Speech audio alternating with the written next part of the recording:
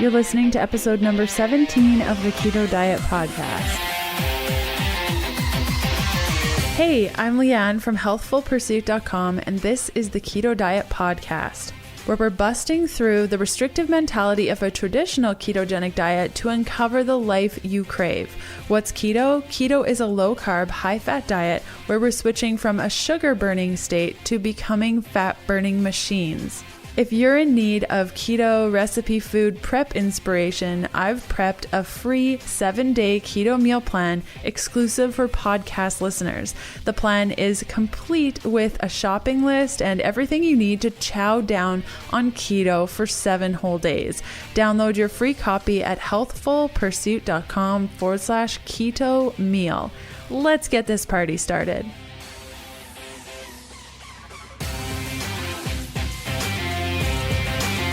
Hey guys, I am thrilled to be home. Well, no, rather, I'm thrilled to be working again, but we got back from our almost month vacation back to the wintry winterness that is our home. And I could really do without the cold. I really enjoyed the Caribbean. It was such a nice break and really helped me focus on what was important in my life and redirect a lot of my energy.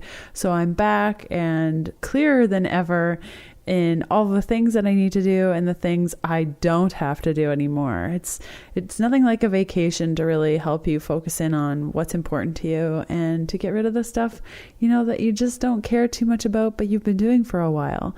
So the awesome thing this week ties into what I ate a lot of on the cruise that we were on, and that was gravy. Seriously, I had gravy for lunch and dinner every day for 3 weeks, and they made it with the most amazing beef and chicken broth. They made everything from scratch. It was so good. Because I'm allergic to all of the things, they had to put a lot of care and attention into my meals, and I got some of the best foods ever, and my favorite was gravy. And when we came home a couple days ago, the first thing I did was make a huge batch of bone broth and then convert that into gravy using drippings that I had had in my freezer for forever. So if you are like me and you love gravy, what are you waiting for? Just make a huge batch. And what I did is just froze them in little silicone trays. And then once they were in blocks, I put them in baggies so I can have gravy with every meal. And it's super fatty and delicious and adds so much flavor. So I'm going to be, sitting here from January till at least April eating all of the gravy on all of my foods.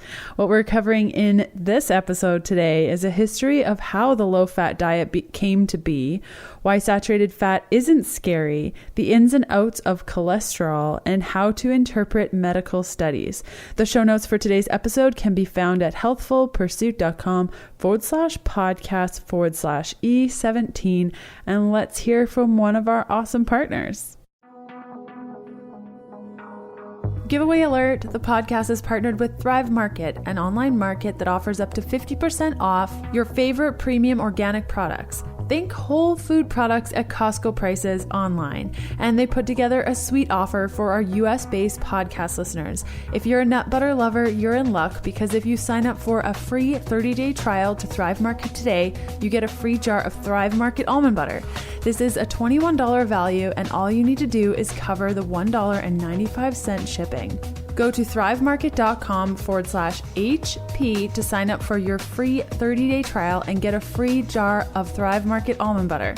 This creamy spread is non-GMO and ready to take your keto milkshake, rocket fuel latte, or fat bomb to the next level. And it's made with only one wholesome ingredient, just almonds, no added oils or sugars in sight. Again, that's thrivemarket.com/HP to sign up for your free 30-day trial with Thrive Market and get your free jar of almond butter. Only pay $1.95 shipping. Okay, I have one thing to share with you, and it involves a little bit more traveling. I'm headed to Expo West on March the 8th-ish. I think that's when it is. Yeah, March the 8th. And I wanted to see if any of y'all are going to be there. I'm going to be meeting with a lot of our partners and sponsors of the show and the blog and the book and everything. So if you're there and you see me, please feel free to come up, say hi. Would love to chat with you. And if you have an idea for a podcast episode, or you want to submit praise over and above the review, which you can leave by going to healthfulpursuit.com/review, you can reach me at info@ketodietpodcast.com. So we got a lot of great questions for today's guest. The questions and suggestions on guests were submitted by the members of our private Facebook group, which is accessible to everyone who purchases one of my keto products, which are available at healthfulpursuit.com/shop, if you're wondering. So our guest today is Nina Teicholz. She's an investigative journalist and the author of the international and New York Times bestseller, The Big Fat Surprise. The Economist named it #1 science book of 2014, and it was also named a 2014 best book by the Wall Street Journal, Forbes, Mother Jones, and Library Journal. The Big Fat Surprise has upended the conventional wisdom on dietary fat and challenged the very core of our nutrition policy. A review of the book in the American Journal of Clinical Nutrition said, "This book should be read by every nutritional science professional."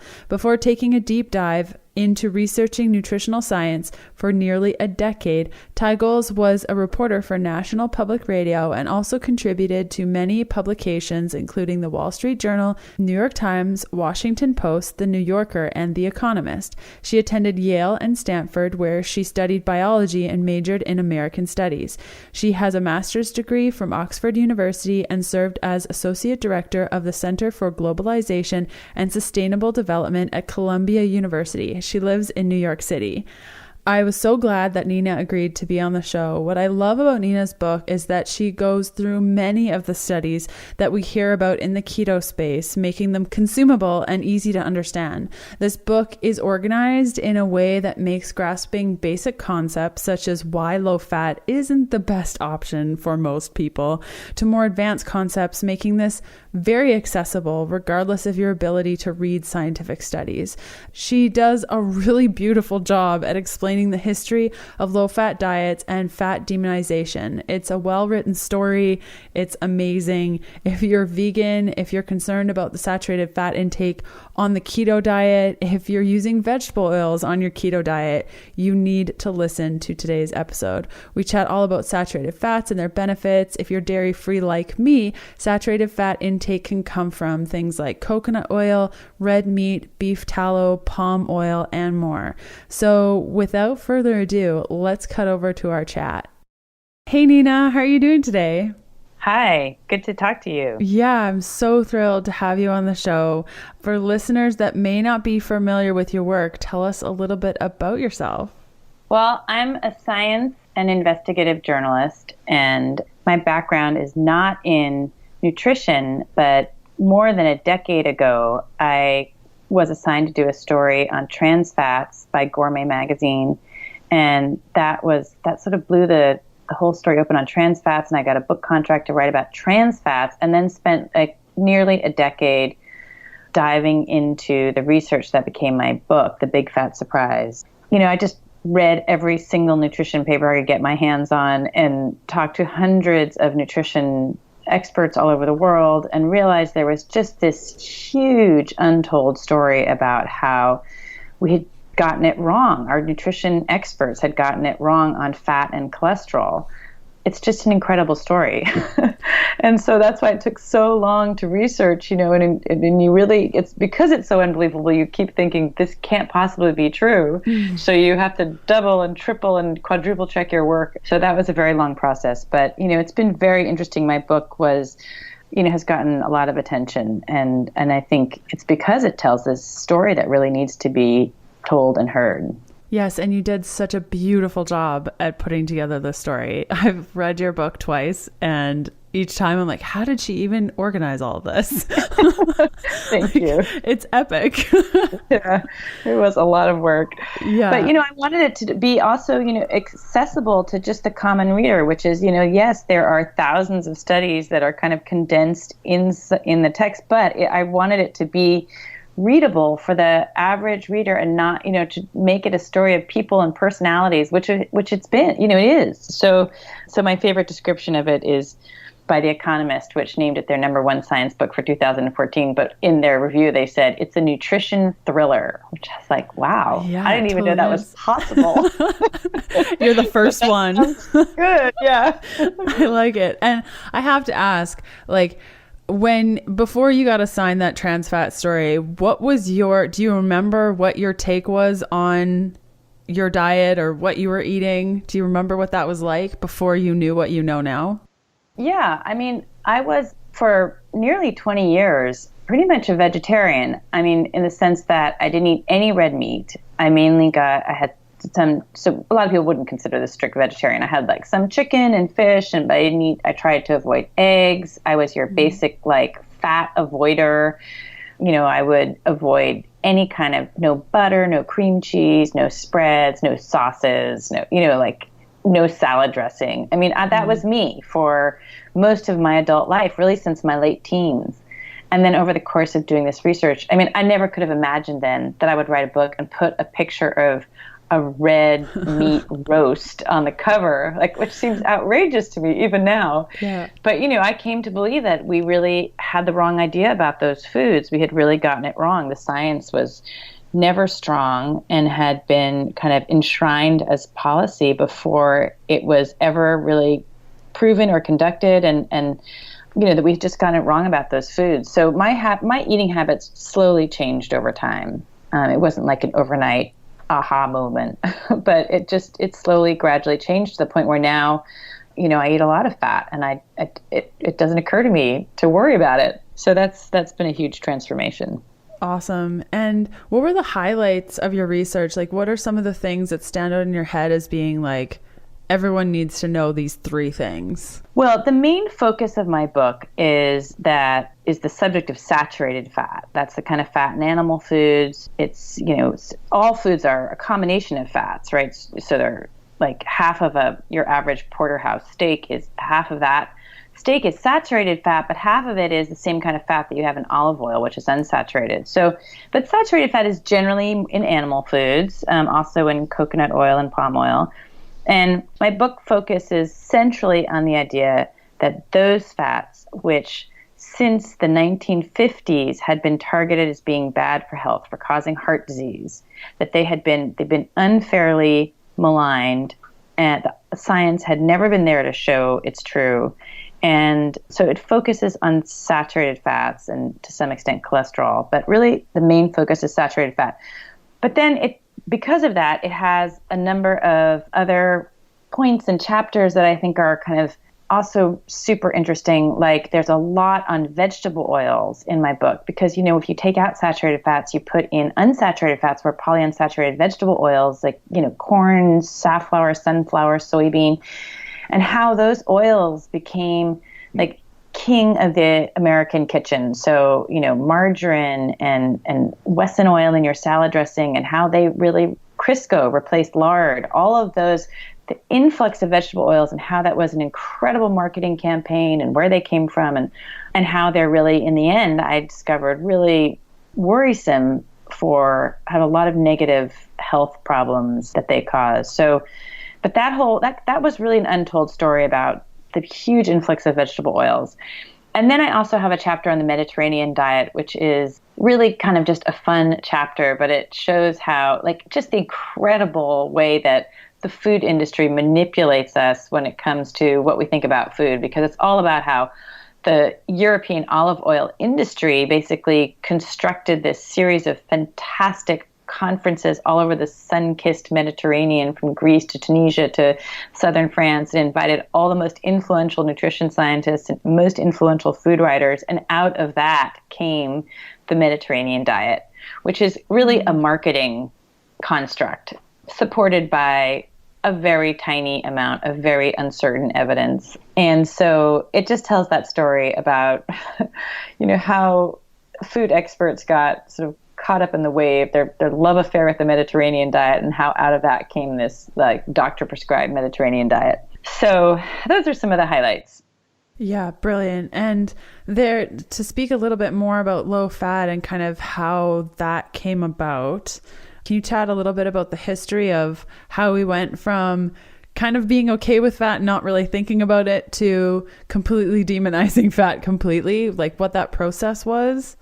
Yes. It really began with saturated fat and cholesterol, and it started in the 1950s when the whole nation was in a panic over the rising tide of heart disease, which had come from pretty much out of nowhere in the early 1920s to be the nation's #1 leading cause of death, including President Eisenhower himself in 1955, and out of the Oval Office for 10 days, had a heart attack. So the nation's attention is just absolutely riveted on this subject of what causes heart disease. No one really knew. And into that vacuum stepped a researcher by the name of Ancel Keys. Probably some of your listeners have heard of him, a pathologist at the University of Minnesota. It was his idea that saturated fat and cholesterol raise the cholesterol in your arteries, in your blood, and clogs your arteries and causes a heart attack. That was his idea. It was called the diet heart hypothesis. And he was a very outsized and charismatic, persuasive individual. He was able to get his idea implanted into the American Heart Association so that in 1961, the American Heart Association issues the very first dietary advice to telling Americans or any people anywhere in the world to avoid saturated fat and cholesterol to try to prevent a heart attack. That's the beginning of it all. That's like the tiny acorn that grew into the giant oak tree of advice that we now have today all over the world. And, I examined, well, what was the evidence for that at the time? It was minuscule. It all amounted to a weak kind of science called epidemiology, which can show association but not causation.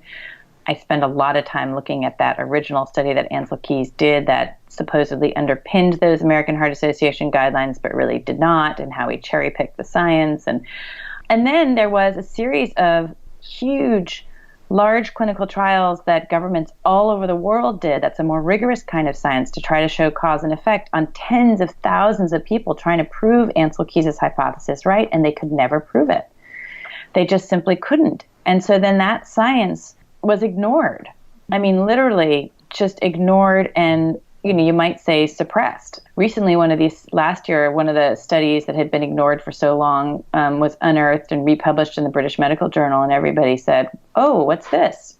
But in fact, and they unearthed some new data that showed not only did restricting saturated fat not improve your protection against heart disease, it seemed that those people who had most successfully restricted saturated fat and cholesterol ended up having a higher risk of death from heart disease. So, in fact, the opposite of what you would have hoped. So, that's not the only study. There's 6 or 7 other large, multi-center, multi-year, government-funded clinical trials that all had basically the same results.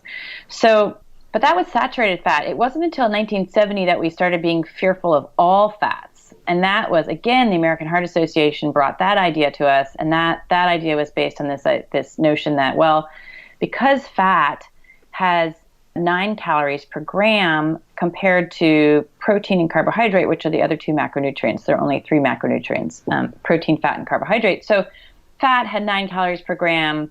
Protein and carbohydrate have 4 or 5 calories per gram. And so there was just this sort of logical intuition that if you limited fat, you'd be limiting calories. And wouldn't that be a good thing? And that would help prevent obesity. Well, that was just a complete wild guess. It turns out that it's not all about calories. Fat and protein are naturally satiating. And so you can eat fewer of those calories and feel more full. And all calories are not alike anyway. Calories from fat are different. Your body responds to calories in different ways. But anyway, it was the American Heart Association and that idea in 1970 that really launched the whole low-fat diet generally. Just restrict all fats because you restrict calories. And then the U.S. government got on board in 1980, our very first dietary guidelines for Americans, and they adopted low-fat, low saturated fat, low cholesterol. And so the whole thing became completely enshrined as policy taught by health professionals, educators, dietitians, everybody, that became on board. And that's what I grew up with. I mean, I'm sure a lot of the women, your listeners, grew up with that. Yeah, that I sure idea, did. Like, you count every single calorie, you don't put you dread butter, use eat only the low fat cookies, the diet cookies, but you can't just have one. Like, yeah, because you're so starving for fat and protein. Yeah. Yeah, and then what happens is because you're starving for fat and protein, you end up like, but you feel like, oh, I can't eat those foods. Then you go overeat on, whatever. What did I overeat when rice cakes, those horrible dry cardboard things that like you can never eat enough of those and feel full. Yeah. Or I don't know, but if I'd only known, gee, if I just had an egg salad sandwich, that would fill me up and then I wouldn't be hungry. So all of that science is starting to really unravel now. The first unraveling came a kind of backing off this restriction on total fat. So the low fat diet, basically. And just to give a sense of the numbers, like in 1965, Americans were eating about 45% of their calories as fat. The low-fat diet advised anywhere between about 33% down to 25% of calories as fat. So it was a pretty big reduction, and Americans did successfully reduce their fat consumption from 1965 to today by about 25%. So we did a pretty good job of taking the fat out of our diets. Now, because they did finally do clinical trials, and they found out, they did huge clinical trials, again, the more rigorous kind of evidence, and they showed that actually the low-fat diet does not help protect against any kind of disease. It doesn't help you lose weight. It actually seems to worsen some of your heart disease risk factors, meaning it might increase the risk of heart disease. It doesn't help protect against diabetes, doesn't help protect against any kind of cancer. So finally, and these, again, big, large, rigorous, multi-center, government-funded clinical trials, at the end of all that, just last year, the American Heart Association and the U.S. government both have backed off. You may not know this because they haven't really done it in a public way, but they've eliminated any language from their guidelines saying that you should restrict total fat. Whoa. Which is to say, like, the low-fat diet is over. It's over. It's just that they've tiptoed away from that, and they haven't told the American public because it's unjustifiable. Like, the studies really show that people on that diet, their good cholesterol, it's called their HDL cholesterol, drops. That's a bad, worrying sign that your heart disease risk is going up. In a number of those studies, people's triglycerides went up, another worrying sign that your heart disease risk is going up. So it's unjustifiable to recommend a low-fat diet anymore. But, for whatever reason, they just haven't told the American people yet. More on my interview with Nina Teicholz after this message from one of our podcast partners. The podcast is partnered with Vital Proteins, the leader in sustainably sourced collagen for a full, vibrant life. As you know, podcast listeners receive 10% off plus free shipping in the US on all of their favorites over at vitalproteins.com with the coupon code VPHP10.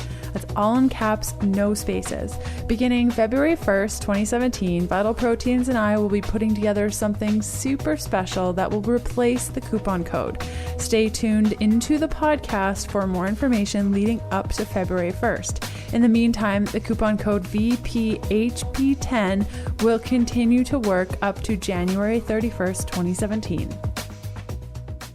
What other hurdles do you think there are? Like the low fat, definitely them removing it from the guides. That's, a step in the right direction. But do you see other hurdles that kind of have to be addressed on more of a public scale in order for the people to change? Yeah, well, I think there should be a big public relations campaign around the fact that the low-fat diet is over. Because I think, like, other than me and you and your listeners and a few other people, most people really don't know that. Most doctors are still advising a low-fat diet.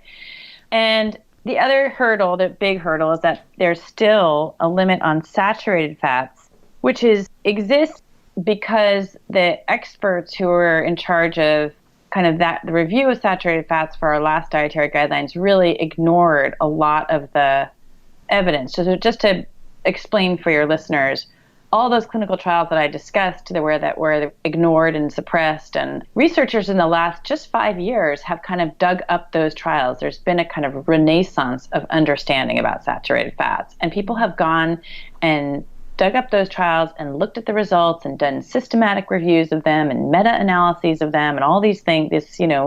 Groups all over the world have done this, and the universal conclusion is that saturated fat is not associated with heart disease and that it has no effect on cardiovascular mortality. That means restricting saturated fat will not save you from cardiovascular, having a death from heart attack. There's really no point to it.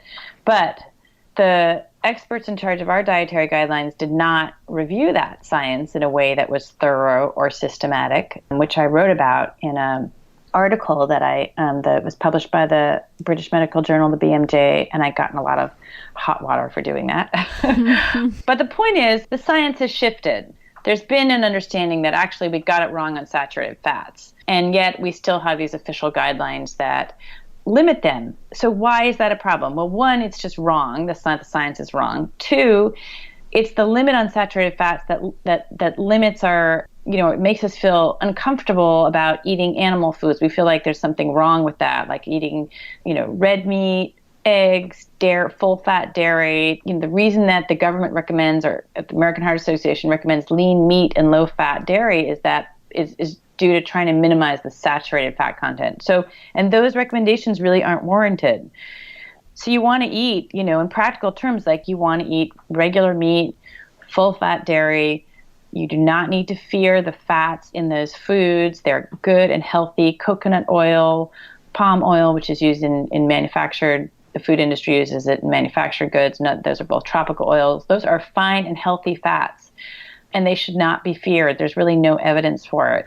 And I'm going to give you 3 reasons why you should eat saturated fats. Okay, one is that saturated fats are the only foods known to increase your HDL. That's, again, your good cholesterol. So if you go to the doctor and he says your HDL is kind of low, and you say, well, what can I do? And he'll say, well, you can drink more red wine or you can exercise, but that really only has a little effect on HDL, and otherwise I'm out of ideas. Well, the most reliable, consistently reliable way to raise your HDL is to eat more saturated fat. So that's one reason. Second reason is saturated fats are stable. The saturated means that it's saturated with hydrogen, which means that it's like it's stable, it's solid at room temperature. Butter and lard, I know most people are terrified of that, even the word lard, but those are stable, solid fats. And the virtue of that means they don't oxidize, especially when heated. What is wrong with oxidation? Oxidation is what causes inflammation all over your body. It manifests itself in all kinds of ways, arthritis. It is thought to be one of the things that, if your inflamed arterial wall is what provokes heart disease. I mean, all kinds of bad stuff is related to inflammation. What causes that is oxidation. Oxidized fat is a principal source of oxidation, and that's mainly what oxidizes are vegetable oils because they're highly unstable. They're liquid. You heat them, they oxidize into hundreds of toxic oxidation products. So I'm talking about like even canola oil, soybean oil, corn oil. Any of those oils, don't cook with them. What you want to be cooking with is a solid fat like ghee or lard or tallow, or beef tallow. Beef tallow, you can get these. There are little companies now making these, or coconut oil is really gives a delicious flavor to things, but they're stable and solid, so they're better for your body. And the other reason to eat more saturated fats has really not to do with saturated fats themselves, but the foods that contain them are the ones that are super nutrient dense. And thinking about diet, although we haven't been trained to think this way, but you really want to think about getting all the essential nutrients you need. I mean, for women, especially like iron and, folate, especially if you're, having babies, you want to get, that's all from red meat, from liver, from organ meats. I mean, those are the foods that are super nutrient dense, and you need those nutrients in order to be healthy. So that's another reason that like getting rid of the cap on saturated fat would probably be the fastest way to make Americans a whole lot healthier. And who are are there specific studies or people out there like yourself kind of fighting the good fight? And do you have like a couple of friends that, or, colleagues that are kind of on the same path as you that you go to, to raise these concerns of the poor science and kind of highlighting things? Yeah, we are a small but growing group of, it's interesting. It really started with, journalists to some extent, people outside the mainstream nutrition world. If you grow up inside the nutrition world, you really learn the conventional dogma.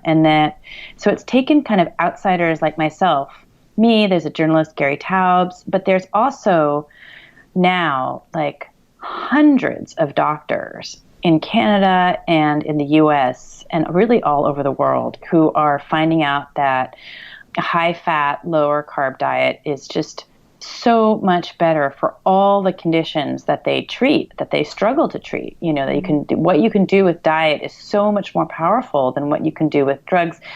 Contrary to every single thing they've learned in medical school, they're taught nothing about nutrition, and they're just taught to prescribe drugs, and yet here's this diet that seems to do better than any drug.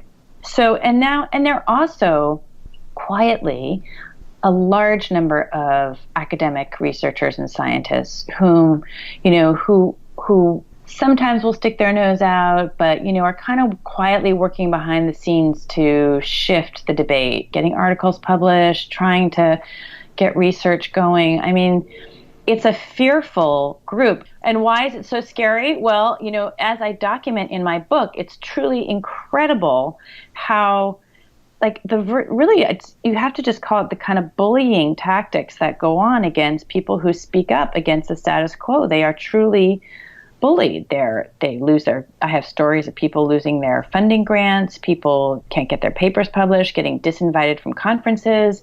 And then I myself experienced all these things. I was disinvited from a food policy conference because I was too controversial. And then I wrote this paper for the BMJ, and then 180 scientists signed a letter asking for it to be retracted. Oh my gosh.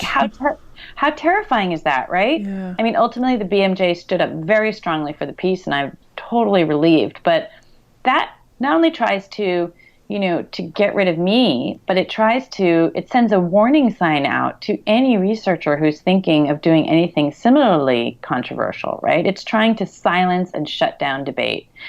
And it's very scary for researchers, or really for anyone who's a critic. So that's why you will see, I think, kind of the effort for change happening from I don't know, very hard-headed people, but also from people who are, a little bit outside the establishment. Because if you're a career scientist, you just cannot afford to have 180 of your colleagues asking for retraction of your paper. Totally. Yeah, I think, in the blogging space, I used to be vegan and I was a vegan blogger, and I have many recipes still on my site that are like oil free. This is like the best thing. I'm using water for cooking instead of oil. And when I made the switch, I lost a ton of readers. But for me, it was just like, there's more people out there. So as a holistic nutritionist and blogger, it actually helped grow my business and find the people that were interested in it. But I can see if it's your livelihood and you're relying on funding, and all of a sudden that funding is taken away, it's not like you can just, easily find something else. I can imagine that being pretty mortifying. And for those listening who, are teachers and lawyers and, stay-at-home moms, what can an individual do to help spread this message? Well, I think that the most important thing is to, that image of like, you've got to put on your own oxygen mask first, which is you take care of your own health and your own body. And then you need to take care of your family and your loved ones and the people around you. And those things, it's hard to make these changes. It's hard to convince the people you love around you to make changes. My mom and dad, it took me maybe 5 years to get my mom to stop eating low-fat yogurt. Wow. Mad props. That is hard. My mom. So, and then I think you can move out into your communities. You can try to educate people at your school. I mean, what's very hard is that no institution wants to go up against medical advice. Mm-hmm. So, a friend of mine went and tried to kind of educate her school about the problems of sugar and this and that. And they just said, well, this is what the doctor says, and we're going by what the doctor says, which really leads, I think that the model for change ultimately is going to have to be that we're going to have to change dietary guidelines, because that's sort of like it's like the Bible from which all knowledge flows. I mean, every professional in society, every doctor, every dietitian, every nutritionist, they are sworn pretty much to follow those dietary guidelines. So in the end, I think we have to change the guidelines. And, if people want to help do that, then they can go to a website called the Nutrition Coalition and just sign up to join in, because that's a group that's trying to do that work. And I've been involved in that group. And I think because until that changes, as long as you have all the experts saying this is the way to eat, and it's that the advice is wrong, I don't think it's going to be very hard to have a kind of bottom-up movement going against that expert advice. I mean, I think that's just kind of the reality. More on my interview with Nina Teicholz after this message from one of our podcast partners. The show is partnered up with Paleo Valley, the makers of the only 100% grass-fed and finished fermented beef stick. Each stick contains 1 billion probiotic CFUs. We all know how important fermented foods are to the health of our gut and the strength of our immune system, especially during cold and flu season, as well as boosting our energy throughout the winter months. Chowing down on Paleo Valley's fermented beef sticks provides your body with all of the beneficial bacteria it loves in one convenient little beef stick. Their gut-friendly sticks are gluten-free, soy-free, dairy-free, GMO-free, freaky chemical additive, dye, and preservative-free, as well as being 100% free from carbs and sugar, and made with the highest quality ingredients. Exclusive to listeners of the show, receive instant savings of 20% off Paleo Valley fermented beef stick snacks by going to paleovalley.com/keto. And if your jaw is just tired thinking about beef jerky, it's worth noting that these tasty treats are not tough at all, but moist with a little snap. The summer sausage flavor even tastes like those hickory summer sausages, but without the gunk. Seriously delicious. Again, that's paleovalley.com/keto for an instant 20% off savings.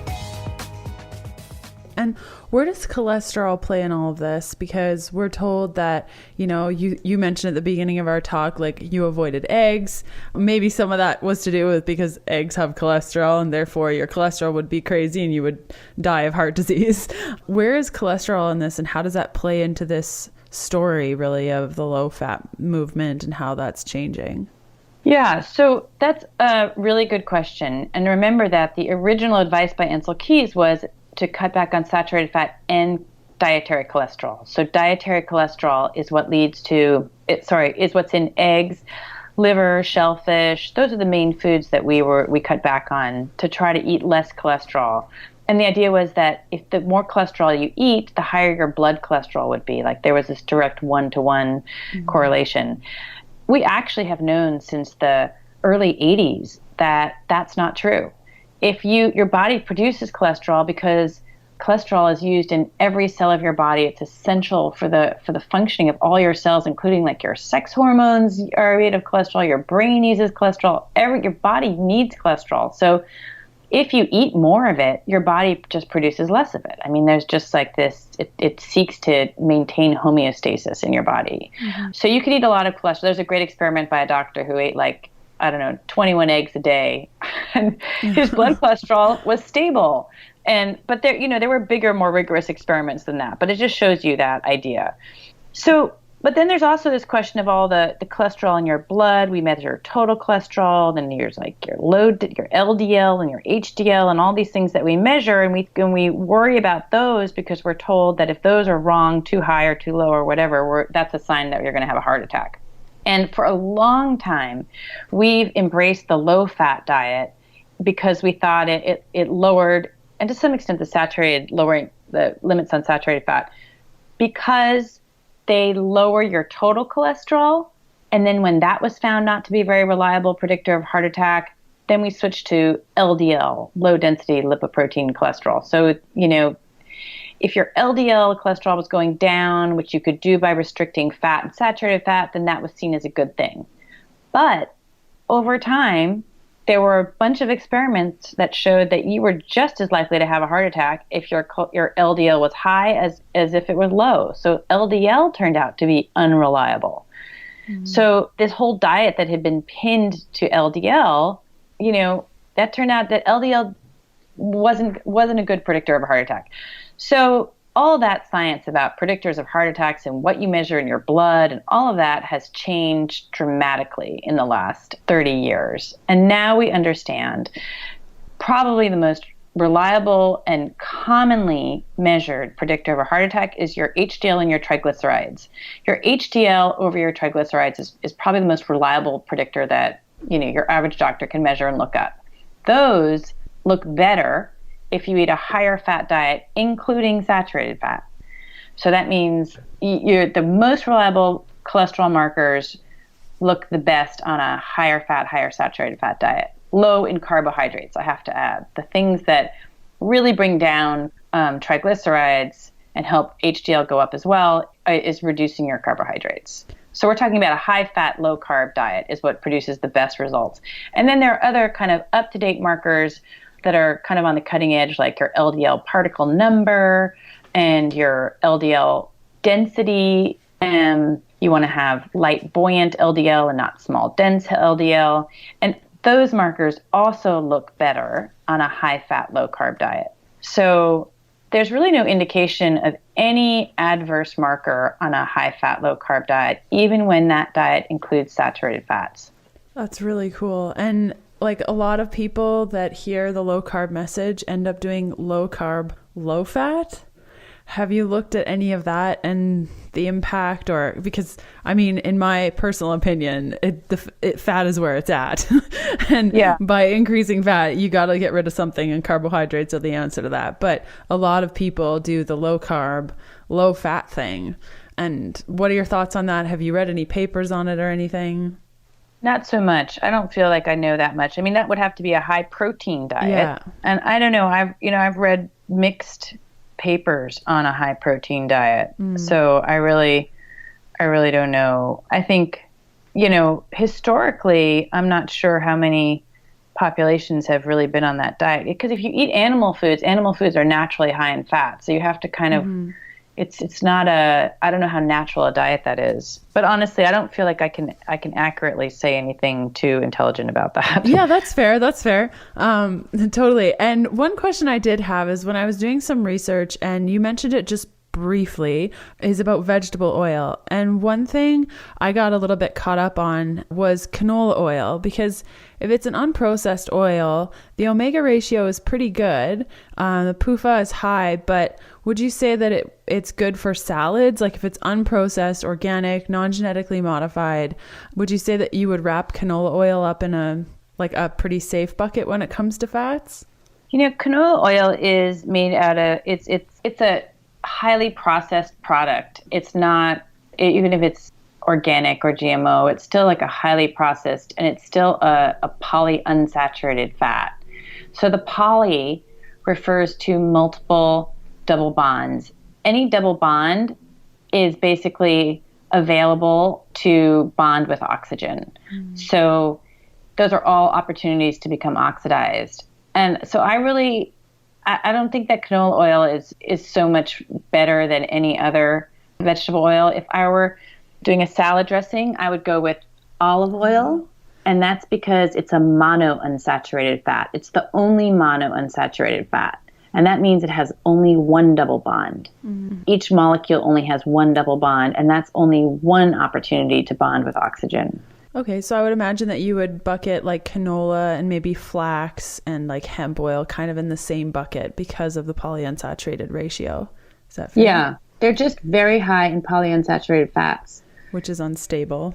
Which are unstable. They're inherently unstable. They try to stabilize them in various ways, but to try to stabilize them, and they do further chemical processing. They do things like interesterify the molecules and change. I mean, it's all just, those are such artificial processes. You're talking about a product that's been, gone through like 15 stages of processing. It's winterized, deodorized, stabilized, maybe interesterified. I mean, it's such a highly processed food.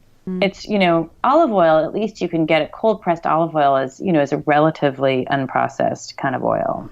Yeah, so you would say any of the like any oil that's processed, really, go for the cold pressed or extra virgin type of thing, so you can make sure that it's lightly touched and as natural as possible. Would that be fair? Yes, I think so. And again, particularly because it's a monounsaturated fat, olive oil is just chemically less prone to oxidation. Yeah, and the oxidation we spoke about earlier about causing inflammation and a bunch of other things. And inflammation can mean a lot of different things. Like you say inflammation, you think, oh, my joints hurt, but it goes so much further than that. And what are your thoughts on individuals that are maybe looking to read scientific studies or papers to gather their own thoughts? Do you have suggestions on how one would consume information in studies and what to look for in a good study?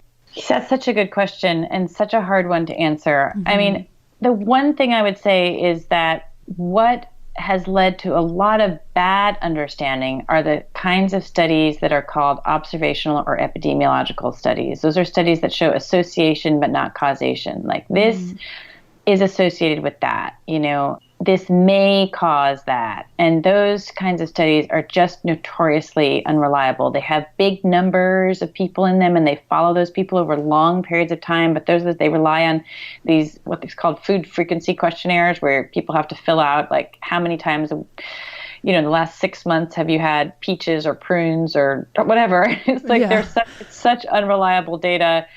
And so I would stay clear of reading those studies, as even though they're published frequently, they come out of highly respected universities. I would just stay away from them because historically speaking, they've almost always been wrong.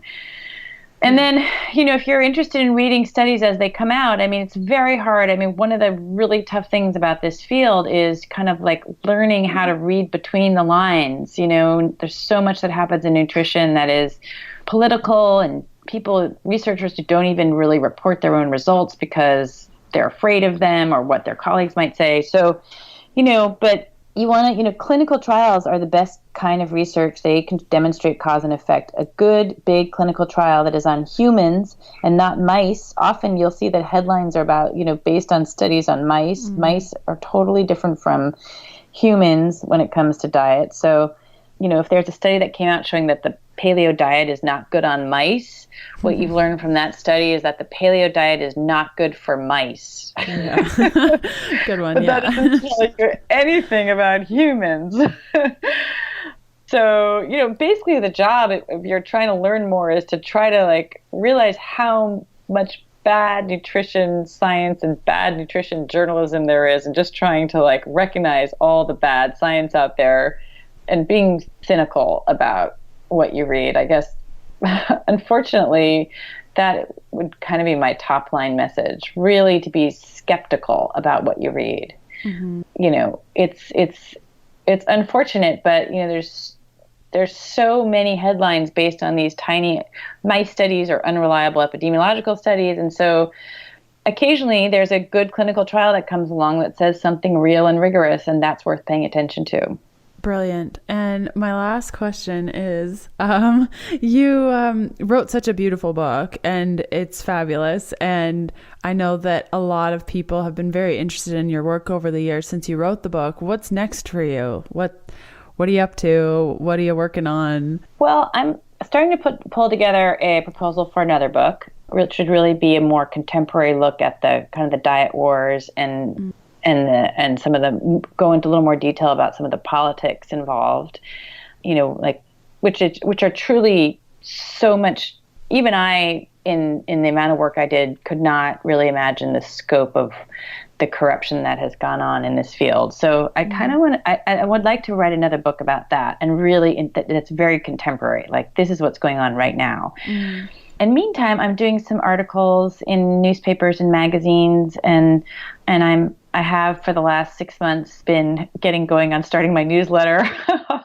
Yeah. But if you're interested when that finally comes out, you can go and sign up and put your email address down on my website, which is thebigfatsurprise.com. And I also have been working on trying to launch a new website, and And I have to say that one of the things that's taken up a lot of my time is I am interested in this tremendous need for the entire population to change the dietary guidelines, because they are not based on the best and most current science. And if you really want to change the world for all people, that's where it has to happen. And so my hope is to be able to contribute to that effort. I just think things aren't really going to change for everybody until those change. So that website, again, if anybody's interested in that work, is nutrition-coalition.org. So that's it. That and 2 kids, all I can manage. Yeah, that's enough. I think, that's enough work for probably 3 people. So I think you're doing pretty good. I'll include the links in today's show notes for everything that you just mentioned, including the Nutrition Coalition and such. And everyone can find the show notes for today's episode by going to healthfulpursuit.com/podcast/E17. And thanks so much for being on the show today, Nina. Leanne, it's been great talking to you. So thank you for having me. Thanks.